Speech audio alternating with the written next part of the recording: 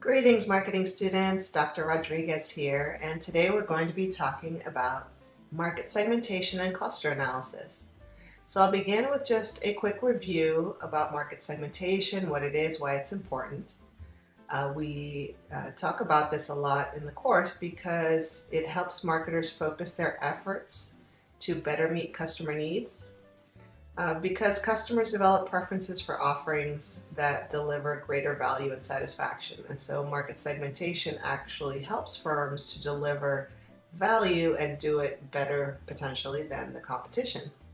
So customers can then become loyal to the brand and the firm if these provide the value and the satisfaction to the customer that market segmentation can afford. So I'll begin with a little illustration. This rectangle that's full of tiny little dots, that represents all consumers in the market.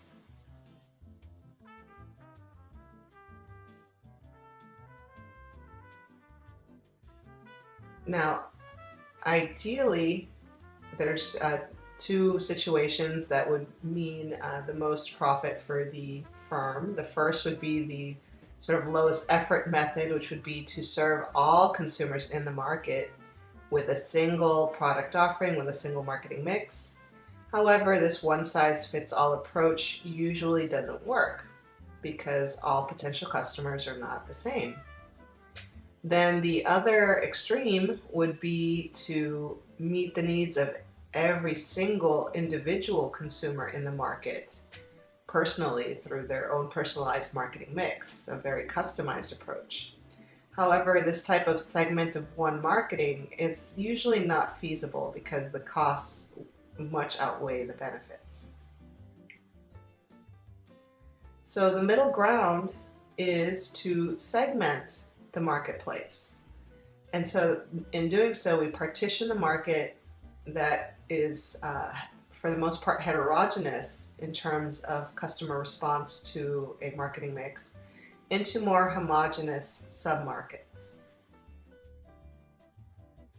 And then the marketer can select which segment to target and focus on positioning the product via the marketing mix to best meet the needs and wants of that particular segment.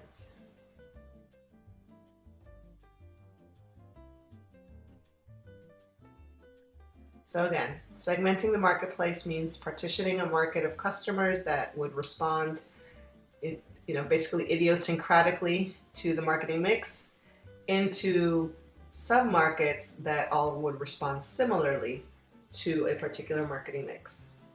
And so the keys here for the person conducting the segmentation is to choose relevant segment characteristics. These are consumer characteristics that capture customer response differences. So things that actually influence how people respond to your particular product offering and the marketing mix that surrounds that product offering.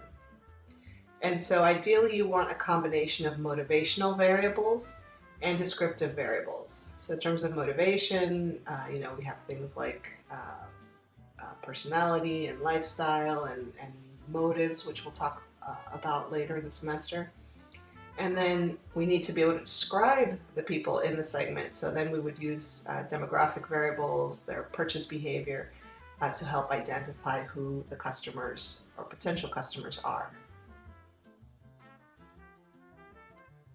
So when we talk about separating the larger segment of consumers into subsegments, we're looking for segments that would respond differently to the marketing mix. So we're not just going to partition, randomly pick some characteristics, and so that way we have, 5, 6, 7 different groups that we say are different from each other. But they have to be different from each other, not just in the way they look, the way they, shop or where they shop, but they have to look different in terms of how they respond to your marketing mix. So here we have a sort of a hypothetical example where we have a marketing variable here, and so this could be a particular pricing strategy that's used for the product. You might have low, medium, and high price levels for different versions of the product, or the product may come in different styles to suit different needs, different tastes. So whatever the different marketing variables are, you would want to have your segments represent differences in how they would respond to it. So the response is here. So the response might be attitudes, purchase, repurchase. Any of those are important, and so we would want to see that this particular segment is going to respond to a high-priced version of the product more positively than this segment. If both segments are responding the same way to a particular marketing variable, then there's not a lot of differentiation between them. You may as well put those both into the same segment, because we want segments that respond differently to the marketing mix, not just that they differ in terms of demographics or the way that they purchase the product.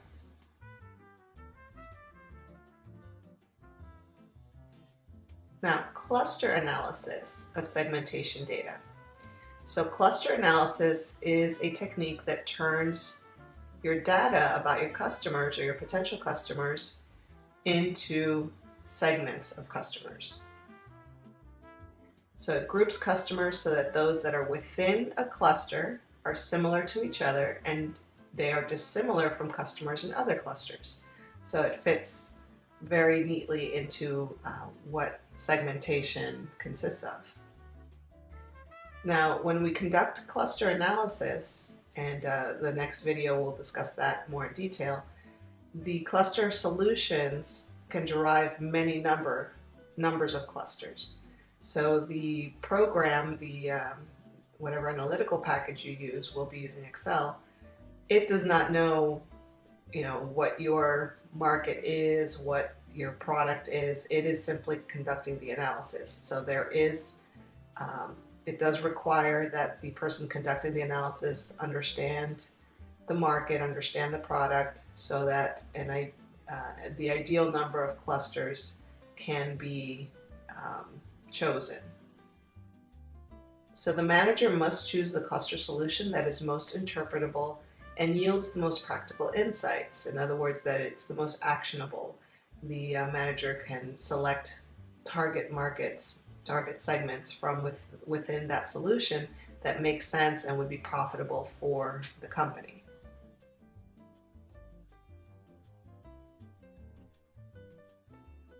Now, the final cluster solution will reflect the variables that were used in the analysis. So this refers to the customer variables, whether it's purchase behavior, motivational variables, demographics. So these have to be chosen wisely, because again, it will affect what the cluster solution is, the results of the cluster analysis. And it's important to avoid overly correlated segmentation characteristics. So things that tend to be, the same people would be in both categories. So high income, high education, you would have the same people in both categories. So this tends to skew results. So when you have variables like this that are highly correlated, it's better to either pick one or collapse them into a single variable. And once a cluster solution is chosen, then the person conducting the analysis would then name the clusters, something that will help managers to be able to say, yes, we're targeting the young mom fun lifestyle segment versus the older mom conservative segment.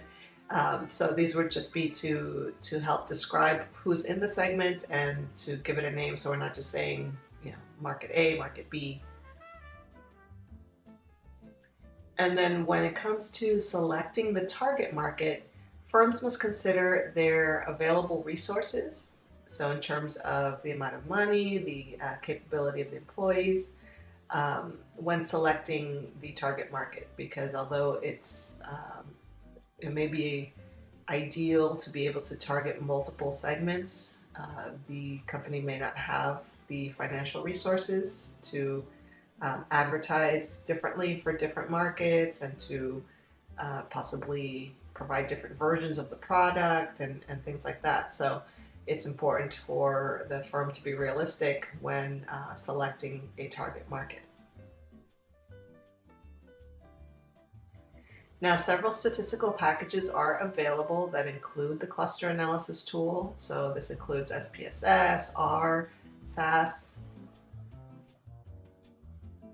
However, we will be using a very simple and free Excel template that's available from clusteranalysis4marketing.com.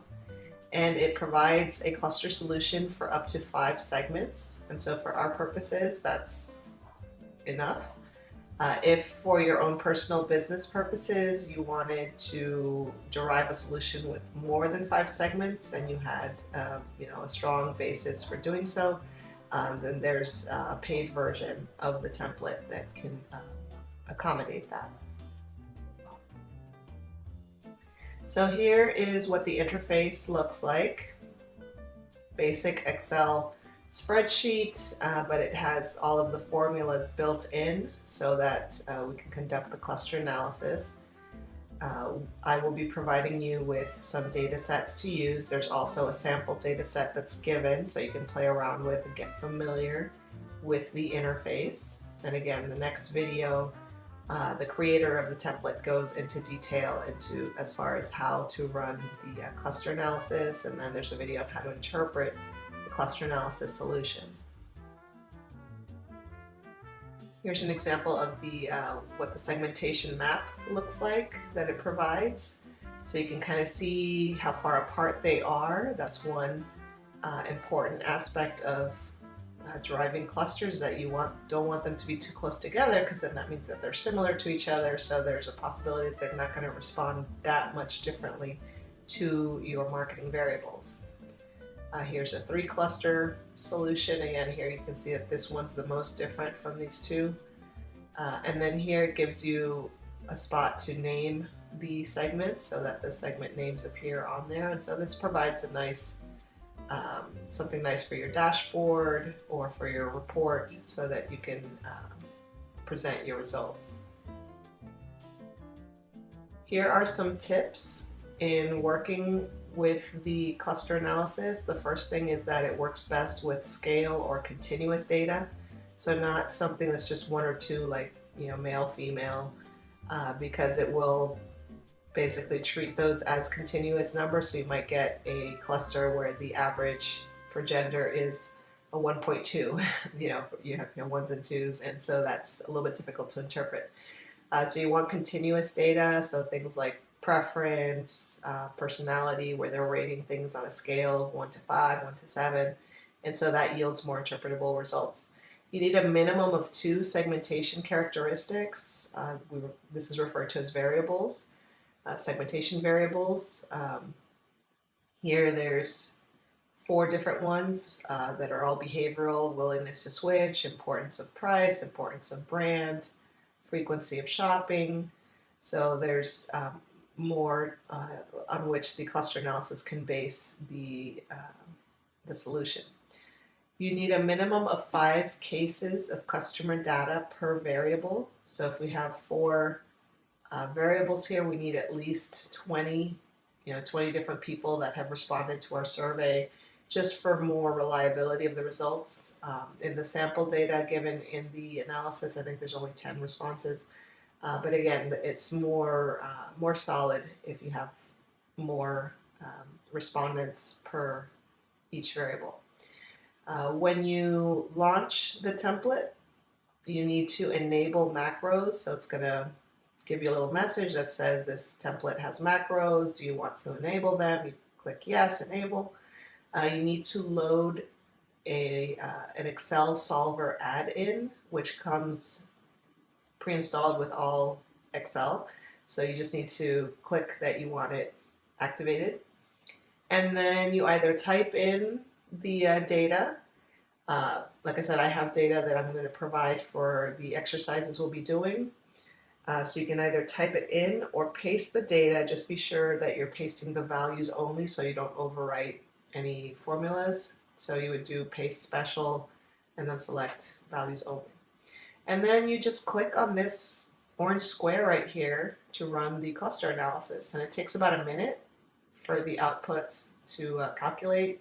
So you just kind of stand back, go get a drink of water or check your Instagram feed, and then by the time you come back, the output will be there, and you'll be able to look at the results and interpret the results and report those.